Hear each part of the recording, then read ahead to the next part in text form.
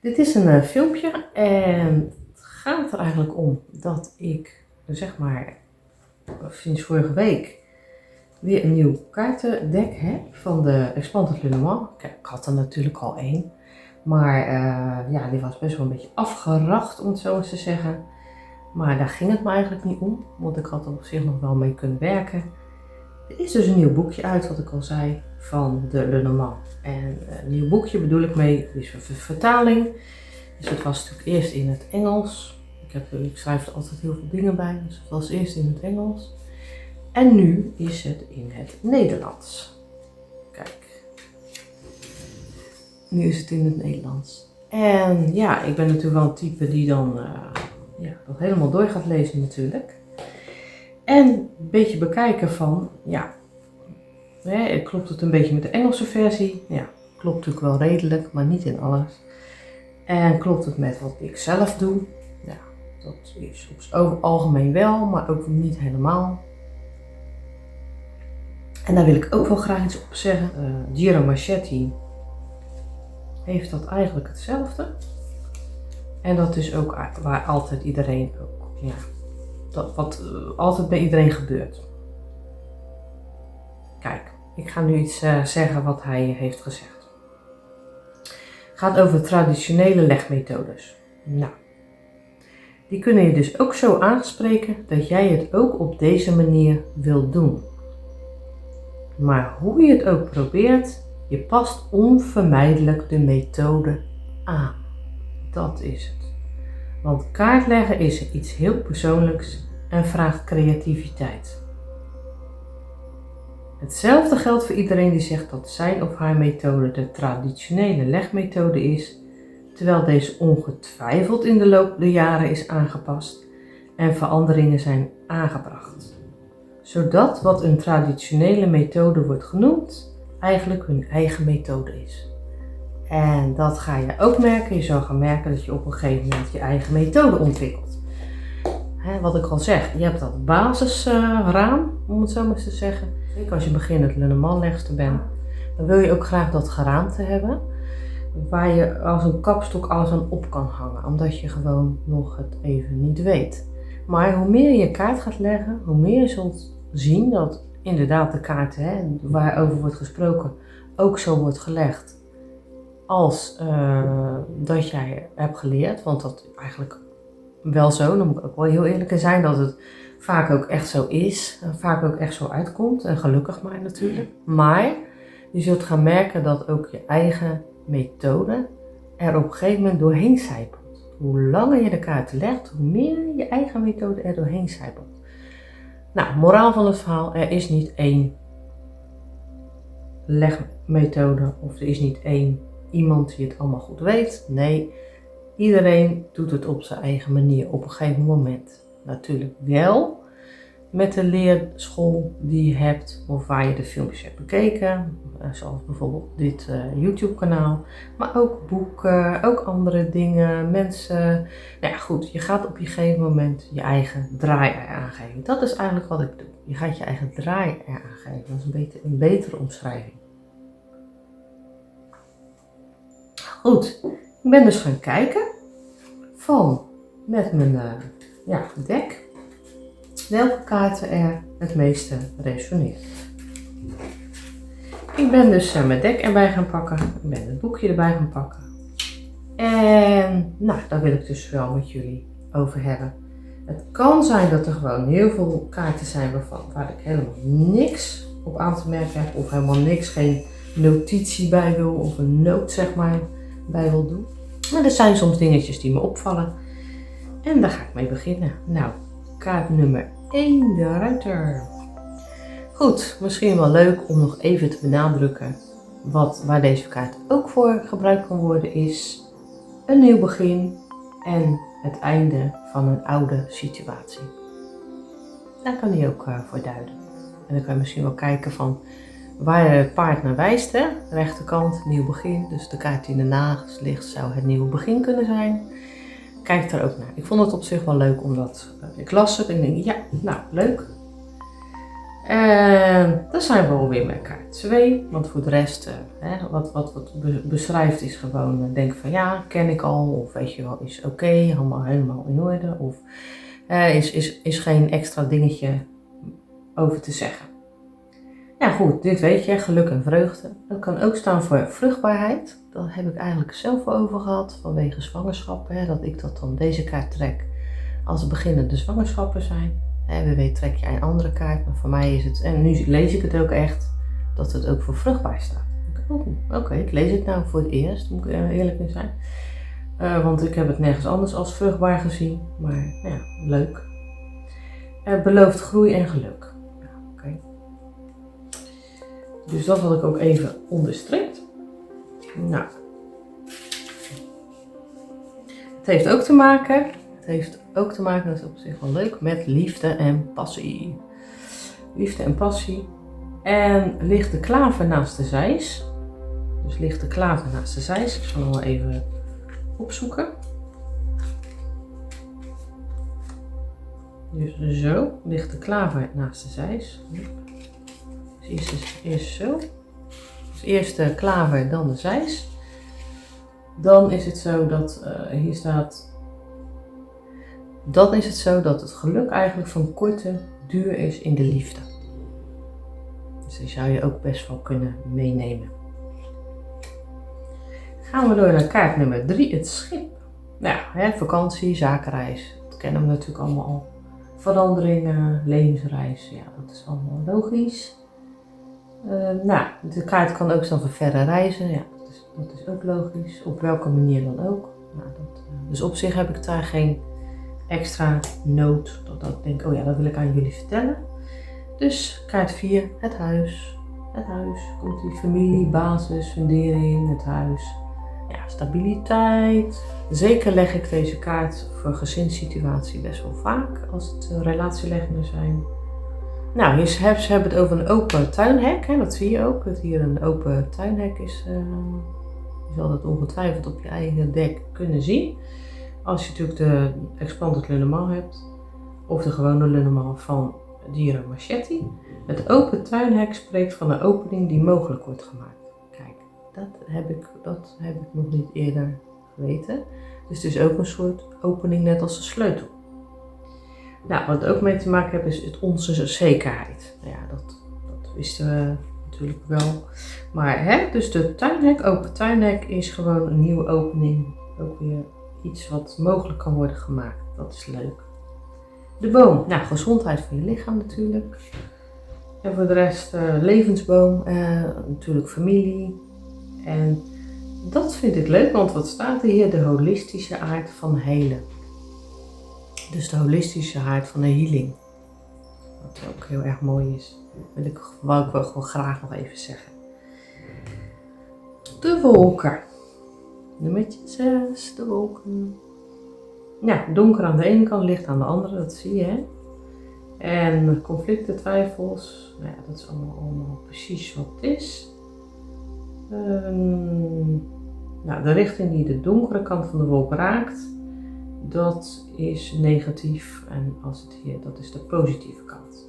Dus dit is de wat negatievere, even tussen haakjes kant, leerdoelkant. En dat is de wat positievere kant. Nou, dan kan ik een glorieuze doorbraak van de zon beloven. Dus dat het gewoon, deze kaart zegt vaak, het is nu voor even dat er wat wolken hangen. Maar je ziet de zon er weer doorheen schijnen. Dus naar regen komt zonneschijn. En dat is zeker voor deze kaart van toepassing. Bevrijding van onzekerheid. Nou ja, goed, we kunnen ook kijken of de licht en de donkere kant, ligt die voor ons, ligt die achter ons. Dat heeft natuurlijk vaak met te maken met de grote legging. En dan kan je ook kijken van of het zich boven of onder ons bevindt. Dus de bovenkant is licht. Ja, als je hier zo kaart zou zijn, dan zou het op zich zou het dan op een gegeven moment overgaan. En dit is wel de donkere kant. Dus als hier een kaart ligt, is het op een andere wijze, zeg maar. Maar voor de rest geen rare dingen met deze kaart. Eigenlijk wat ik allemaal al wist. En jij waarschijnlijk ook. Kaartje 7, de slang. Nou, lieg, bedrieg, verraden. dat is zo, ja eigenlijk, het zou gecombineerd met de hond. Dat doe ik dan even. Ik weet het eigenlijk zelf al, maar ik doe het even. Nu weet wat jij nog niet weet. Dus gecombineerd met de hond gaat het om een valse vriendin. Dus dat. Dus gecombineerd met de hond gaat het om een valse vriendin. Huichelarij, hypocriet. Dat soort vrienden, wat je liever niet hebt natuurlijk. Maar op zich ook niet echt een kaart dat je denkt, oh dat is heel anders dan ik al weet of zo. Of het is heel anders als wat in de Engelse versie staat. Nee. Nou, de lijkkist. Ja, ook eigenlijk allemaal, kan ook voor depressie staan, verlies en bankroet, dat soort dingen. Ligt natuurlijk aan je vraagstelling. Ja, en nou komt er iets waarvan ik het zelf nou komt er iets waar ik dus zelf absoluut niet voor gebruik. En ze hebben het hier over de dood. Nou, dat vind ik een beetje, daar leg ik mijn kaarten niet voor. Doe natuurlijk ermee wat jij wil, maar zelf, nee, ik zou daar mijn kaarten niet voor gaan leggen voor de dood. Dat is veel te zwaar onderwerp, nee, geen zin in. Ja, ik doe dat dan wel voor een einde of een afsluiting, voor wat dan ook. Daar leg ik ze natuurlijk wel voor. Bij mij is het, betekent het altijd een begin, als ik het zo heb. En zo juist een afsluiting. Maar sommige mensen, en vele mensen, die zullen dit als een afsluiting hebben, want zo staat het in de boekjes. Net zoals kaart 36, dat is ook altijd de afsluiting. Ik zal hem even erbij pakken. Nieuwe kaarten die willen altijd helemaal uit je handen vloepen. Dus kaart 36 die staat ook voor een afsluiting. Maar goed, bij mij is dit juist gebleken, en dat bedoel ik dus weer in de praktijk. Dit is juist gebleken als een kaart die echt, ja, bij mij dan voor juist een begin staat. Een nieuw begin, opening, dat soort dingen. Dan hebben we het over de ruiker. Die is blijk van waardering en aantocht. En ja, het kan ook zijn dat het een betekenis is van met de ruiter erbij of de brief. Dat het een mooie uitnodiging is. Het kan ook zijn met de tuin erbij. Dan kan het ook om een mooie uitnodiging gaan.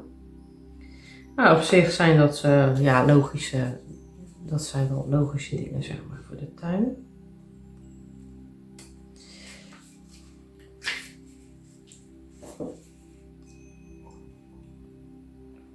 Nou, dan hebben we de zeis. De zeis, dat is deze. En, nou ja, goed, hè, een moeilijke beslissing, een breuk. Misschien ja, snijden in ieder geval. Nou, geen rare dingen wat betreft dat ik denk, oh, daar wil ik even echt met jullie over hebben. Nou goed, hè, drift, dat weet je. Tweedracht, zaaien, conflicten, dat soort dingen. Ruzie, oneenigheid. Maar ook geen gekke dingen. Nou, de vogels dus. De gewone vogels is maar. Het gewone dek ook al is. Dat zijn deze.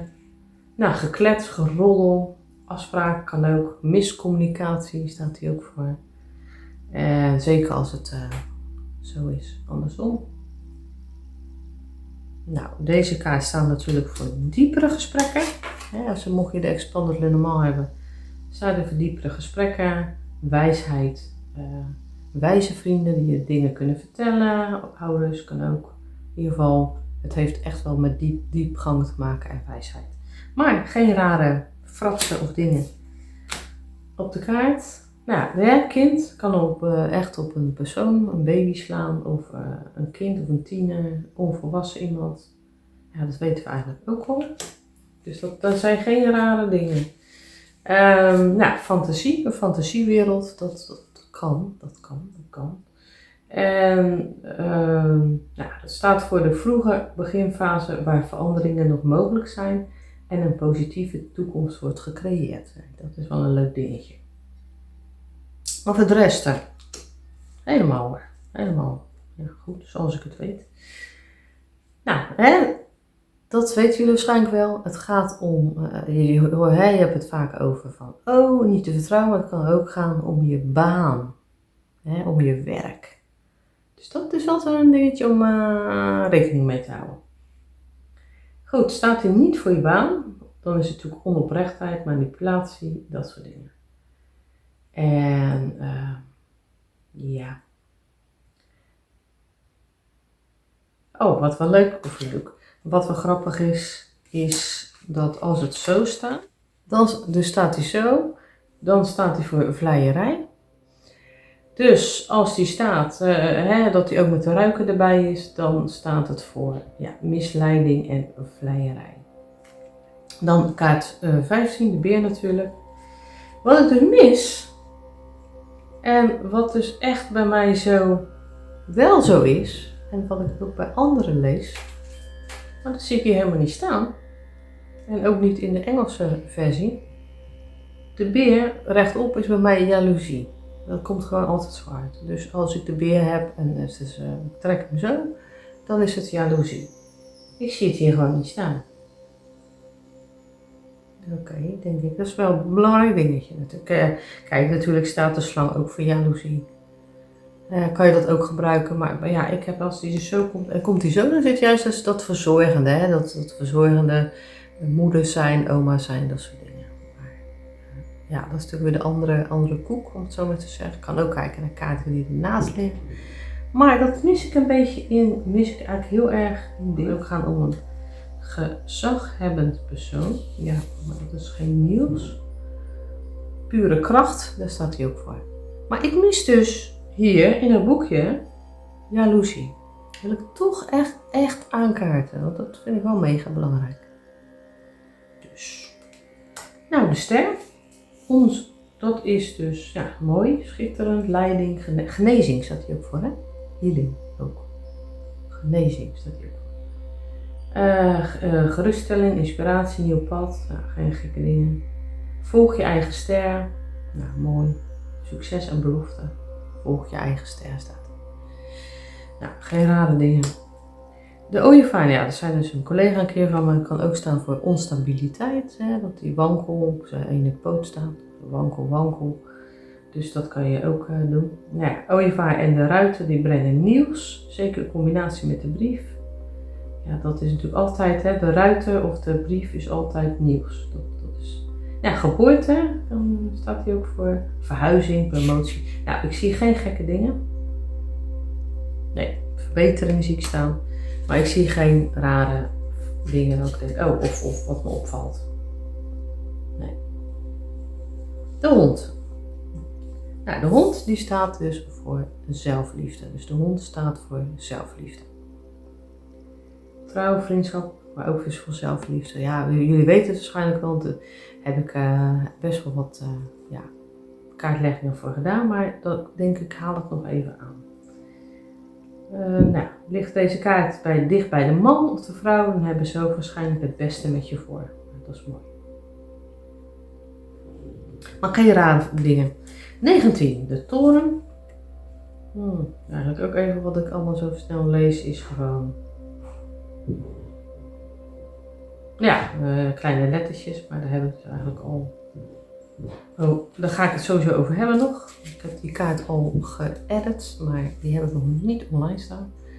Die komt er vanzelf aan, heel snel.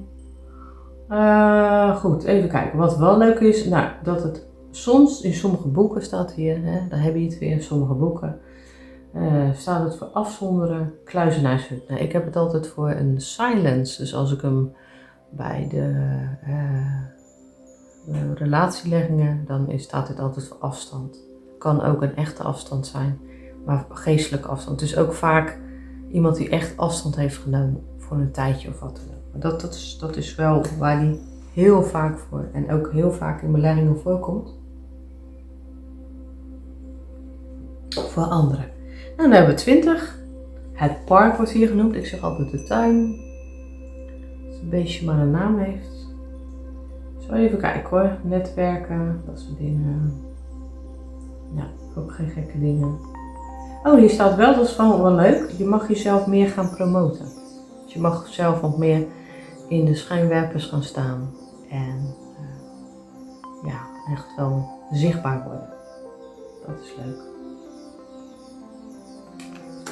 De berg. Er staan daar nog dingen in waarvan ik denk, dat wil ik graag vertellen. Nou, zo te zien niet. Nou ja, de berg met een kruis, dus kan een zware strijd zijn, maar er zijn geen rare dingen dat ik denk, oh, dat wil ik vertellen, of wat me opvalt of wat dan ook. Nou, een relatie is het niet gewenst, hè? Dat keuze maken en dat je twijfelt natuurlijk, dat wil je natuurlijk niet. Maar geen gekke dingen, sla ik ook even over. Nou, dan hebben we de muizen. Verlies, diefstal, vernieling en verval. Nou, gekke dingen, even kijken. Nee. Ja, ik kan ook even voorlezen. Er zijn iets wat maar blijft doorzeuren in je leven. Wat je het leven zuur maakt en maar niet wil stoppen. Je blijft je er zorgen over te maken. Ja. Dus, ja.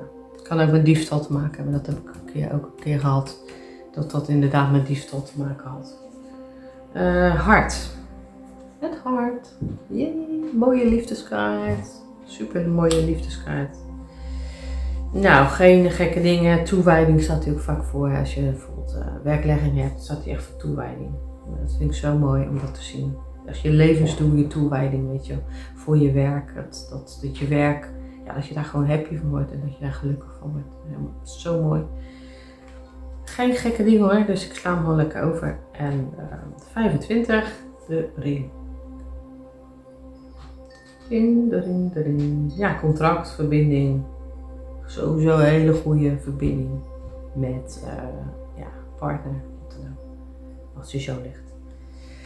Het boek. Nou, kennis. Ja, dan is het meestal zo bij mij, kennis. Ligt natuurlijk ook wel aan je vraag. Boek vol geheimen. Ja, klopt. Er staat hier van de week was er ook weer een reading met geheimen. Onderzoek, studie, dagboek. Daar kan natuurlijk ook bij staan. Ja, zeker als je een werklegging hebt. Dan staat hij daarvoor. Maar er zijn geen... Oh ja, misschien betekent het, dat is wel leuk. Dus misschien betekent deze kaart dat er iets is wat iemand moet weten. Ja, dat is sowieso met het boek. En zeker als het natuurlijk geheimen zijn of spelen of wat dan ook. Oh ja, wat ook wel grappig is. Gewoon voor de... Dat kan je zelf wel nalezen, maar wat ook grappig is. Als die bijvoorbeeld staat zo, hè, dus eerst boek, dan de hond. Dat het een geheim is van een vriend. En dan bijvoorbeeld de kaart ernaast. Dan zegt het wat het geheim is van die vriend. Kan natuurlijk ook gaan over bijvoorbeeld dat hij gaat trouwen. Of als de ooievaar er ligt van een kind krijgt, maar dat hij jou nog niet verteld heeft. En dan zou het wel grappig zijn als jij zou zeggen, joh, je krijgt een verwachten. Voor mij krijg je een kind, bla bla bla. Dus dat is wel leuk om het daarover te hebben. Maar in ieder geval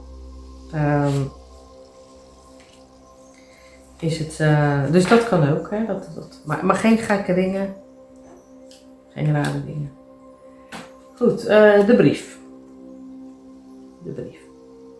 Nou, testuitslag kan ook zijn, beloning, nieuwsbrief. Nou, oké, prima. De rest kan je gewoon zelf lezen in het boekje. De man, nou ja, goed, kijken of daar nog bijzondere dingen over zijn, of de gewone man. Want er zijn natuurlijk heel veel filmpjes die over de man gaan. Nee, geen gekke dingen. Ook deze, de Muscle Man. Nee, daar staan ook geen gekke dingen. Nou, de vrouw ook niet. Dat ik denk, oh, raar of vreemd of oh, valt me op. Nee, gewoon allemaal helemaal oké. Kan je in andere filmpjes bekijken. Dan de lelie. Wat ik mis is dat deze ook staat voor een oudere man over de 50 jaar. Dat wil ik toch ook even zeggen. En hij staat dus ook voor een langdurige relatie. En dat wist ik niet, want hij staat dus ook voor je voorouders. Dat wist ik niet. Dat is dan wel weer nieuw. Nou, seksualiteit, zeker als die zo staat. Maar hij staat ook voor seksualiteit en hartstocht, zuiverschap, moederschap staat hij ook voor. Maar wat ook kan, en dat denk ik van, oh, daar heb ik nog niet bij nagedacht. Hij kan dus gaan voor seksualiteit, maar ook dat hij staat voor de afwezigheid van opwinding. En dat je echt een kuisheid dat je ook de afwezigheid van opwinding in de kuisheid. Mooi omschreven. Maar daar kan hij dus ook voor staan. Dat is ook wel een nieuw dingetje. En de beer staat natuurlijk voor moederschap. Maar dat toch wel even dat ik denk, oh, hij kan ook voor moederschap staan. Dus dat is oké. Prima. De zon. De zonne. Nou, de zonne, daar staan er gekke dingen? Nee. Vertrouw om uit de schaduw te komen en een nieuwe richting in te slaan. Ook al. Dan de maan, het maantje. K32. Fantasie, creativiteit, daar kan die ook voor staan. Paranormale vermogens. En zeker met in combinatie met deze. Maar dat zie je in andere filmpjes ook. Dat ik dat uitleg. Dat paranormale. Dan zou ik vaker. Leg ik zo met z'n tweeën. En voor de rest geen fratsen. Oh, waar die ook voor kan staan, heb ik maar eigenlijk zelf nog nooit voor gebruikt. Kijk even hoeveel dat bij jou wel zo is en goed resoneert. Hè? In de kaart leggen die je voor jezelf doet, voor anderen. Dat deze staat dus voor erkenning door anderen. Kijk, op zich is het wel leuk dat er ook een kaart voor is. Maar dan zou ik eerder zeggen, zelf zou ik dan denken de zon. Ja, oké. Dus erkenning door anderen. En het geeft ook aan spiegelen. Hè? Zeker in relaties, spiegelen. Ja, dat begrijp ik wel. Nou, de sleutel. Kijk, rechts van mij staat er. Kijk, rechts van mij. Ik wijs naar wat belangrijk is of wat moet worden opgelost. Ja, dat is echt inderdaad ook zo. Bijvoorbeeld deze. Zo. Geldzaken die moeten worden opgelost. Ik zeg maar wat. Dat heeft natuurlijk ook met je vraag te maken, maar je snapt me wel. Over de rest, zie ik ook een symbool voor de liefde staat hier. Oh, wat ook wel interessant is, laat ik zo zeggen. Het staat dus voor een middel tot gevangenschap. Ze zou kunnen, hè. En dus is wel andere kaartendek wat daarmee te maken heeft, maar helemaal eigenlijk niet. Maar goed, het staat hier een middel tot gevangenschap. Nou, de vissen. Flow en groei, bla bla bla bla bla bla. Rijkdom, dat weten we allemaal wel. Even kijken. Nee, geen gekheid. Het anker, gemoedsrust, dat soort dingen, vertrouwen. Je wordt beschermd in moeilijke tijden. Het kruis, verdriet, droefenis. Als die zo ligt, is het allemaal dat het weer wordt opgelost, hè? Dat weet je. Zo, dus. Het staat voor lijden, dragen van lasten van anderen. Oké, dat kan ook. Dan de Expanded Lenormand. Mensen, opgelet. We gaan beginnen met de tijd. Nou ja, eigenlijk was alles wat er stond, dacht ik oké, dat snap ik allemaal en dat doe ik allemaal al. Maar dat is één dingetje, ik dacht oké, deze tijd kan ook betekenen, of deze kaart kan ook betekenen dat je wat meer tijd voor jezelf moet nemen. Nou, dat is wel een leuke. Bruggen. Nou, als de brug achter een andere kaart ligt, betekent het dat je goed moet nadenken over wat je beslist, omdat je er niet op terug kunt komen. Dus als de brug achter een andere kaart ligt, dus zo, dan kijk dan even goed uit dat je op dingen terug kan komen. Dus dat je goed beslist en goed over nadenkt over je beslissing, omdat je er niet op terug kan komen. Oké, dat is wel een eentje, dat wil ik wel zo van jezelf ook even in me opslaan en daar zal jij ook wel iets aan hebben. Dan de dobbelsteen, deze. Dat is betrouwbare hond, dat ga ik toch even zeggen voor de gein. Dat als de hond naast ligt, dat je heel snel wordt afgeleid. Dus word je heel snel afgeleid. Maar dat is gewoon even een leuk weetdingetje. Op zich ja, kan ook zijn dat het dan een allemansvriend afbeeldt. Hè? Dus dan heb je de dobbelstenen zeg maar naast de hond. Dan kan het ook betekenen dat het een allemansvriend is. Dat is ook wel grappig. Maar om nou te zeggen, rare dingen. Nee, nou ja, masker. Ook geen rare fratsen. Nee, geen gekke dingen. Ik ga even kijken.